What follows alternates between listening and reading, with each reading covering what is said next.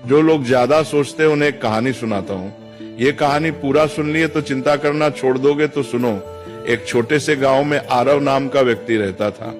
आरव बहुत मेहनती था, लेकिन उसकी एक आदत उसकी शांति छीन चुकी थी, बेहद चिंता करना। सुबह उठते ही वो सोचता, कल क्या होगा, पैसा रहेगा या नहीं, लोग क्या कहेंगे, परिवार सुरक्षित रहेगा या नहीं। रात को सोने जाता, तब भी उसका दिमाग रुका नहीं करता। एक दिन अत्यधिक चिंता के कारण उसकी तबीयत बिगड़ गई। गांव के लोग उसे पास के पहाड़ पर रहने वाले एक संत के पास ले गए। संत बहुत सरल जीवन जीते थे, न ज्यादा बोलना न ज्यादा सोचना। आरव ने संत से कहा, महाराज, मेरा मन कभी शांत नहीं होता, मैं हर समय डर और चिंता में रहता हूँ। संत मुस्कुराए और पास रखी एक मिट्टी की मटकी उठाई। उन्होंने कहा, इस मटकी को पानी से भर दो। आरव ने मटकी भर दी। फिर संत बोले, अब इसे सिर पर रखो और चलो, लेकिन एक शर्त है, अगर एक बूंद भी गिरी तो तुम असफल हो जाओगे।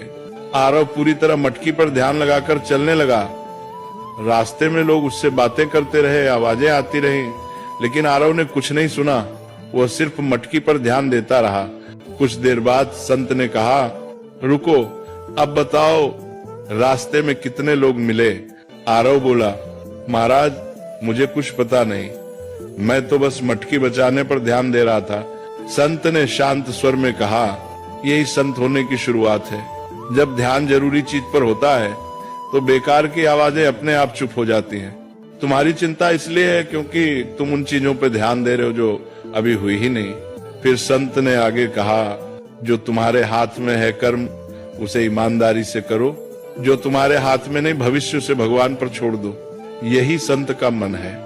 उस दिन आरव समझ गया, संत होना जंगल में जाना नहीं है, संत होना मन की अनावश्यक चिंताओं को छोड़ देना है। धीरे धीरे आरव ने चिंता कम की, वर्तमान में जीना सीखा।